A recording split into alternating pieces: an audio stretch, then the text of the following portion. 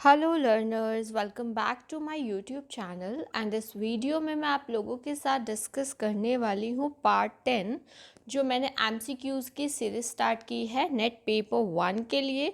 और ये क्वेश्चंस आप लोगों के लिए बहुत ज़्यादा यूज़फुल रहने वाले हैं और हम लोगों का मेन मोटिव है कॉन्सेप्ट की क्लैरिटी थ्रू एमसीक्यूज़। तो इससे डिटेल में डिस्कस करने से आप लोगों को बेनिफिट होगा, एक तो प्रैक्टिस होगी जिससे आपका कॉन्फिडेंस लेवल बढ़ेगा और साथ के साथ आपके कॉन्सेप्ट की क्लैरिटी भी होगी।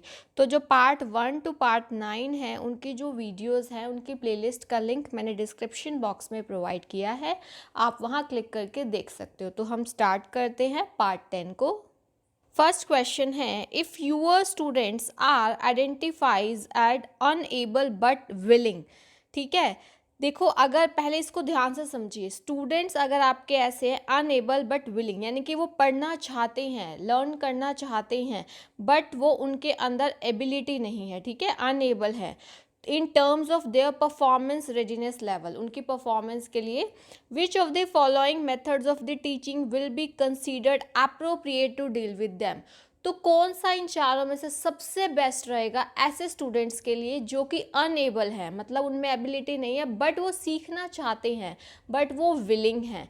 तो इसको पहले आप इस क्वेश्चन को ध्यान से समझिए। तो अब हम देखेंगे कि ऐसे स्टूडेंट्स अगर जिनमें एबिलिटी नहीं है बट वो लर्न करना चाहते हैं तो ऑब्वियसली हम उन्हें धीरे धीरे सिखाएंगे, स्मॉल स्मॉल स्केल लेवल पे सिखाएंगे, तभी तो उनके अंदर एबिलिटी धीरे धीरे डेवलप होगी। तो वो आपके कौन से में दिया हुआ है, फोर्थ ऑप्शन देखिए आपका, इसमें आपको बोला हुआ है small step presentations with error free task and frequent reinforcement. देखो अब अनेबल है वो लोग तो उनको धीरे धीरे स्मॉल स्टेप प्रेजेंटेशंस होगी और error free task and frequent reinforcement. Reinforcement आपको पता टू टाइप्स का होता है, पॉजिटिव एंड नेगेटिव।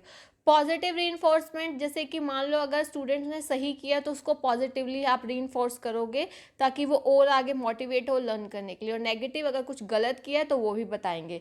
तो फ्रिक्वेंटली रीइंफोर्समेंट उनको देंगे और स्मॉल स्टेप प्रेजेंटेशंस होगी तो वो धीरे धीरे एबल हो जाएंगे क्योंकि वो सीखना तो चाहते हैं।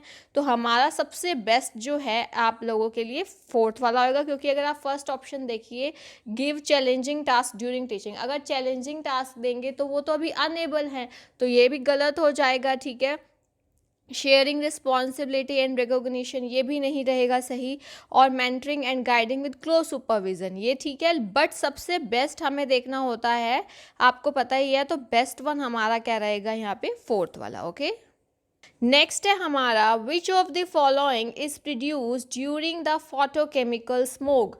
फोटोकेमिकल स्मोक होता क्या है आपको पहले तो ये समझना जरूरी है, और इनमें से क्या प्रोड्यूस्ड होता है during the formation of photochemical smoke. ये देखिए, ये जो फोटोकेमिकल स्मोक होता है इसमें ब्राउन हेज, ये देख रहे हैं आप लोग, ये हो जाता है इस टाइप से। अब इसका जो आंसर है आप लोग मुझे कमेंट सेक्शन में बताएंगे। ओके, नेक्स्ट है a good review of research literature aims at. अगर हम बात करें रिसर्च लिटरेचर की, अगर आप उसका रिव्यू करते हो, देखो रिसर्च लिटरेचर से यही पता चलता है कि कितनी आप मतलब उस पर्टिकुलर चीज़ से स्टडी हो चुकी है, उसका रिव्यू करते हो आप। मतलब इसमें क्या होता है कि आपका मेन मोटिव होता है क्या, फर्स्ट आपको दिया हुआ है कि कंटेंट का सब्जेक्टिव एनालिसिस करना, सेकंड दिया हुआ है कि इंफॉर्मेशन प्रोवाइड करना about the authors and their affiliation, third है generates research question and validating those questions, और फोर्थ है conducts multiple task based on screening. तो आपका जो मेन होता है वो क्या होता है, generates research questions and validating those question, कि आप रिसर्च क्वेश्चंस को अपने जनरेट करना चाहते हैं जिस पे आप फर्दर रिसर्च करेंगे। तो हमारा आंसर क्या होगा, third one. Okay, next question देखिए, डायरेक्शन बेस्ड क्वेश्चन है और आपने ध्यान से समझना है ये जो पॉइंट्स मैं आपको करवाने वाली हूँ।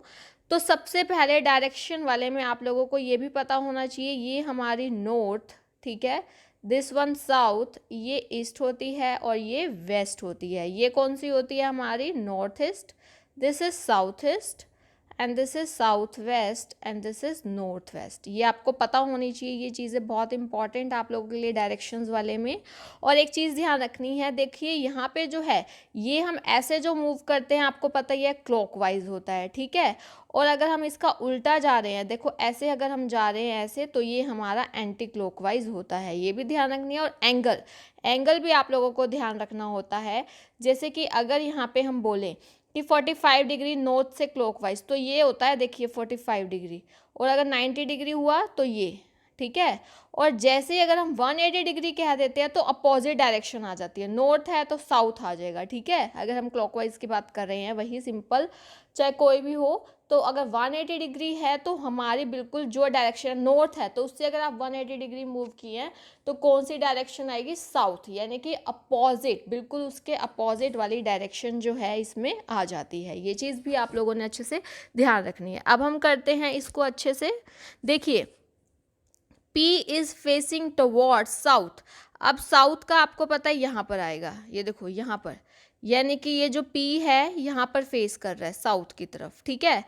And turns 45 degree anti clockwise. अब देखिए एंटी क्लॉकवाइज, देखो कहाँ जाएंगे, इधर जाएंगे या इधर, हम लोग इधर जाएंगे, उल्टा एंटी क्लॉकवाइज है ना, 45 डिग्री दिस वन यहाँ तक। और आपको पता है यहाँ पर देखिए कौन सी डायरेक्शन होती है हमारी, आप लोगों को पता ही है, साउथ ईस्ट, अभी आपको बताया था यहाँ पे, ठीक है। एंटी क्लॉकवाइज 45 डिग्री गया है, फिर ही turns again 180 degree in anti clockwise direction. मैंने आपको बोला था 180 डिग्री सीधा अपोजिट डायरेक्शन हो जाएगा, दिस वन, ये वाली आ जाएगी हमारी। यहाँ पे आपकी कौन सी है, यहाँ पे जो है आपकी है नॉर्थ वेस्ट। यहाँ पे उसने कितना किया, 180 डिग्री।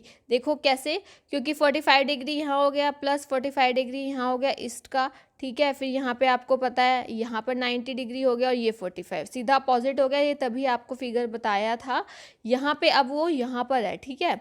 उसके बाद now he turns 270 degree clockwise, 270 degree वो क्लॉकवाइज जाता है। तो अब हम ऐसे मूव करेंगे यहाँ पर, ठीक है, ये आप लोगों को पता है। अब हम कैसे मूव करेंगे, इस साइड से मूव करेंगे। तो देखिए यहाँ पे अब 270 डिग्री क्लॉकवाइज की बात हो रही है, तो 45 डिग्री ये वाले, ठीक है, और 90 डिग्री पूरे ये वाले, 45 डिग्री प्लस 90 डिग्री कितना हो गया हमारा, 135। 135 प्लस 90, यहाँ पे पूरा हो गया 90, कितना हो गया 135 प्लस 90 करिए आप, ये हो गया है हमारे पास 225। अब यानी कि 45 डिग्री और करना है हमने, 45 डिग्री यहाँ से जो है आप और करेंगे दिस वन, ठीक है। तो यहाँ पे ये देखो 45, ये कौन सी डायरेक्शन है हमारी, साउथ वेस्ट। ये कौन सी डायरेक्शन है हमारी, साउथ वेस्ट है। तो इस टाइप से आपने देखो, तो हमारा आंसर क्या आएगा, which direction is he facing, south west. देखो इसमें एक चीज़ समझने वाली है डायरेक्शंस वाले में, सबसे मेन तो आपको सबसे बेसिक पता होना चाहिए कि नॉर्थ ईस्ट साउथ वेस्ट कहाँ होते हैं, और जो उनके एंगल हैं। देखो ये वाले एंगल यहाँ तक जो होते हैं, नॉर्थ से नॉर्थ ईस्ट क्लॉकवाइज 45 डिग्री है, ये 90 डिग्री, जो सिंपल इनके बीच में होते हैं ना, जो हमारी नॉर्थ साउथ ईस्ट वेस्ट, इनमें होता है 90 डिग्री के, देखिए। और आप लोगों ने ये भी ध्यान रखना है 180 डिग्री अगर हम मूव करते हैं तो सीधा अपोजिट डायरेक्शन आ जाती है। तो बस ये एंगल्स का अगर आपने ध्यान रख लिया और डायरेक्शंस का, तो आप इजीली इसको क्वेश्चन को कर सकते हो। और कौन सा डायरेक्शन अब वो फेस कर रहा था, तो हम किस में आ गए थे, साउथ वेस्ट में आ गए थे। तो ये कुछ चीज़ें हैं इससे रिलेटेड जो आप लोगों को बहुत अच्छे से ध्यान रखनी होती हैं, ओके। तो ये क्वेश्चंस थे जो मैंने आप लोगों के साथ डिस्कस किए हैं। अगर किसी को कोई भी डाउट हो तो आप लोग पूछ सकते हैं, okay. Thank you so much, keep learning and have a nice day.